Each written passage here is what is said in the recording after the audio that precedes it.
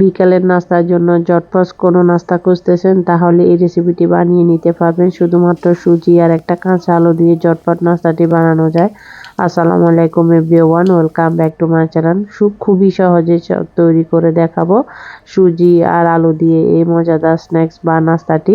খুবই কুড়মুড়ে হয় খেতে, বাচ্চা থেকে বড় সবাই পছন্দ করবে। বিকালে চায়ের আড্ডার সাথে জমে যাবে। তো চলুন প্রথমে আমরা রেসিপিটা তৈরি করে নিই। তার জন্য একটা আলু নিয়েছি মিডিয়াম সাইজের, এটাকে আমি খোসা ছাড়িয়ে একটু ধুয়ে নিয়েছিলাম। তারপর এটাকে আমি গ্রেট করে ছোট ছোট করে নিচ্ছি যাতে এটা তাড়াতাড়ি সিদ্ধ হয়ে যায়। তো আপনারা চাইলে দা বা চুটি বড়ি যেটা যেভাবে পছন্দ করেন কেটে নিতে পারবেন। তো আমি এটাকে ভালো করে ধুয়ে নিংড়ে পানিগুলো ফেলে দিচ্ছি যাতে পরবর্তীতে আমার ডোটা ঠিক মতো ধরতে পারি। তো এবার এর মধ্যে লাগবে আমাদের পেঁয়াজ কুচি, ধনেপাতা কুচি, কাঁচামরিচ কুচি নিয়েছি, কালারফুল গাজর, আর দিয়ে দিচ্ছি আদা পেস্ট, রসুন পেস্ট। আমি আদাটা কুচি করে নিয়েছি, আপনার পেস্টটাও দিতে পারবেন, আর দিলে খুবই ভালো লাগে খেতে। তো এবার সবগুলো উপকরণ আমি একসাথে মিশাবো। তো এই জন্য একটা বলে নিয়ে নিচ্ছি সবগুলো উপকরণ। তো মিশিয়ে দিয়ে এবার এর মধ্যে দিয়ে দিচ্ছি স্বাদ মতো লবণ। আমি যেহেতু 1 কাপ সুজি বানাবো তার জন্য আমি হাফ চা চামচ লবণ দিয়েছি। আর দিয়ে দিচ্ছি হাফ চা চামচ গরম মশলার গুঁড়া 1 প্যাকেট, চাট মশলা বা ম্যাজিক মশলা যেটাই পারেন, বা নুডলসের মশলা দিতে পারেন। 1 টেবিল চামচ দিয়ে দিচ্ছি টক দই, আর দিচ্ছি 1 কাপ সুজি। দিয়ে দিচ্ছি বাইন্ডিং এর জন্য 2 টেবিল চামচ দিয়েছি শুকনো চালের গুঁড়া। আপনারা চাইলে এটাকে আটা ময়দা দিয়ে দিতে পারবেন।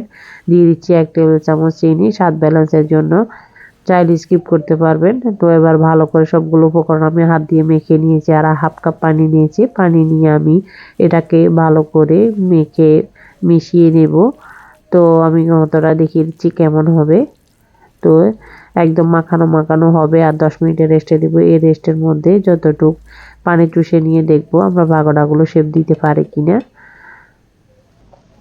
তো এবার আমার 15 মিনিট পর দেখুন সুজিটা আর একটু ঘন হয়ে এসেছে, আর পাকোড়া শেপও হচ্ছে। তো আমি একটু ক্রিস্পি করার জন্য 1 চিমটি খাবার সোডা দিয়ে দিয়েছি, দিয়ে এটাকে ভালো করে মিশিয়ে নিচ্ছি। মিশিয়ে নিয়ে এবার শেপের মতো দেওয়া যাচ্ছে। তো এবার আমি একটা চুলায় প্যানে দিয়ে দিচ্ছি পর্যাপ্ত তেল, সামান্য একটু দিয়ে আমি দেখেছি এটা যাতে উপরে বেশি আসে। তেল দেওয়ার সাথে সাথে যখন এটা বেশি আসছে তাহলে আমার ডোটা রেডি। তো চুলার ফ্লেমটা মিডিয়াম লোতে রেখে এবার তেলটা গরম করে আমি আস্তে আস্তে একটা একটা করে পাকোড়াগুলো ছেড়ে দিচ্ছি। দেওয়ার সাথে সাথে কিছুক্ষণের মধ্যে এটা ফুলে তেলের উপরে বেশি উঠেছে দেখুন। তো আমি উল্টিয়ে পাল্টিয়ে গোল্ডেন ব্রাউন করে ভেজে নিচ্ছি ক্রিস্পি করে। তো চুলার ফ্লেমটা মিডিয়াম লোতে থাকবে, তাহলে ভিতরটা সিদ্ধ হবে আর ক্রিস্পি হবে। তো আমার প্রথম বেচটা ভাজা হয়ে গেছে, এবার দ্বিতীয় বেচটা দেখিয়ে দিব আপনাদের। খুবই ক্রিস্পি হয় খেতে, খুবই অসাধারণ, ঝটপট বানানো যায় শুধুমাত্র সুজি আর কাঁচা আলু দিয়ে। আপনারা আমার রেসিপিটি কোথাও যদি একটু ভালো লেগে থাকলে প্লিজ বাসায় ট্রাই করে দেখতে পারেন, আপনাদেরও ভালো লাগবে। ভালো লাগলে চ্যানেলটি সাবস্ক্রাইব করে দেবেন, লাইক এবং শেয়ার করবেন ফ্রেন্ডস এবং ফ্যামিলির সাথে। তো আমার দ্বিতীয় বেচটা হয়ে গেছে, এবার আমি সার্ভ করে নিচ্ছি। আপনারা যে কোনো সসের সাথে খেতে পারবেন, এমনিতেও খেতে পারবেন, খুবই মজা হয়। বিকেলের আড্ডাটা জমে যাবে এরকম একটা স্ন্যাক্স পেলে।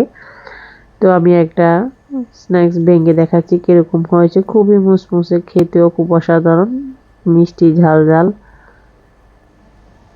তো আজ এ পর্যন্ত, ভালো থাকুন, সুস্থ থাকুন, দেখা হবে নতুন এপিসোডে। আল্লাহ হাফেজ।